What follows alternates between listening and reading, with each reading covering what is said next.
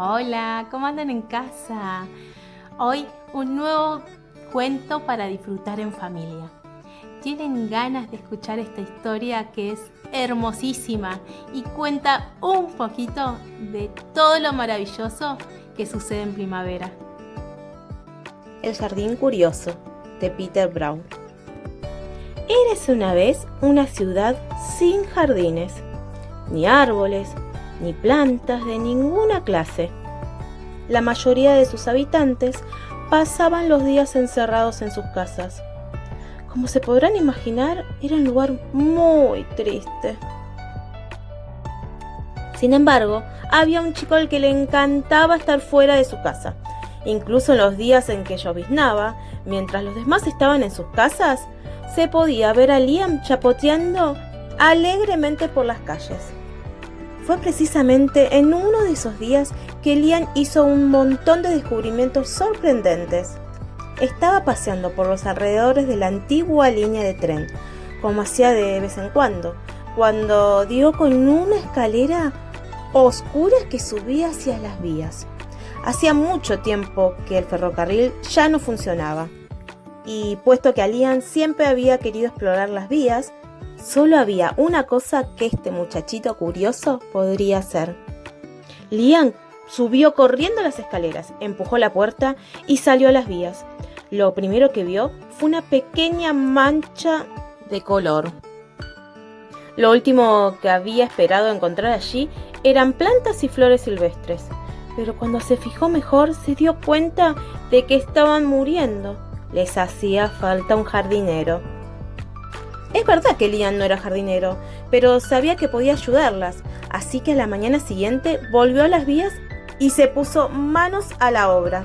Las flores estuvieron a punto de morir, ahogadas, y además Liam tuvo algunos problemitas con la poda. Pero las plantas fueron pacientes. Aquel chico fue adquiriendo destreza en el arte de la jardinería.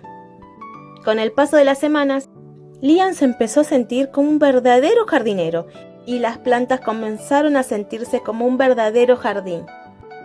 La mayoría de los jardines no se mueven nunca de su sitio, pero este no era un jardín normal y corriente.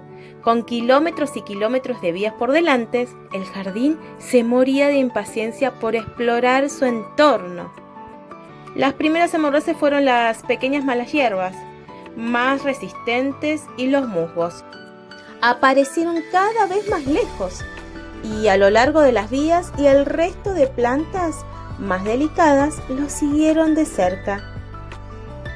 Durante los meses siguientes, Liam y el jardín curioso exploraron todos los rincones de las vías. Después de haber pasado la primavera, el verano y el otoño con el jardín, el invierno interrumpió la presencia de Liam en las vías. Durante esta estación cayó un grueso manto de nieve, y por primera vez desde que se había convertido en jardinero, Liam no podía visitar las plantitas. Pero en lugar de pasarse el invierno preocupado por el jardín, Liam lo pasó preparándose para la primavera. Después de 3 meses de frío, finalmente comenzó a difundirse la nieve y Liam cargó sus nuevas herramientas de jardinería hasta las vías. El invierno había destruido el jardín, pero gracias a los preparativos de Liam, a sus nuevas y útiles herramientas y a un poquito de ayuda del sol, las plantas despertaron pronto de un sueño invernal. El jardín siempre había querido explorar el resto de la ciudad y aquella primavera finalmente podría emprender la marcha. Como la vez anterior, la pequeña mala hierba, más resistente, y los musgos salieron primero. Aparecieron cada vez más lejos de las vías y el resto de las plantas, más delicadas, lo siguieron. El jardín sentía mayor curiosidad por las cosas viejas y olvidadas. Algunas plantas aparecieron donde no debían. Otras aparecieron misteriosamente, todas de golpe. Pero la aparición más sorprendente de todos fue la de los nuevos jardineros. Muchos años después, las flores y las plantas crecieron por todos lados. Pero de entre todos los nuevos jardines, el preferido de Liam era aquel donde había empezado todo. Miren, yo acá tengo mi plantita. La cuido muchísimo. Y me encantaría, igual que el nene del cuento, tener un lugarcito lleno de florcitas. Y poder cuidar y que eso contagie a otras personas que también lo hagan. Los invito a que hagan en casa lo mismo. Llenemos nuestra casa de alegría, de primavera, que es una de las estaciones más hermosas que hay. Espero que lo hayan disfrutado.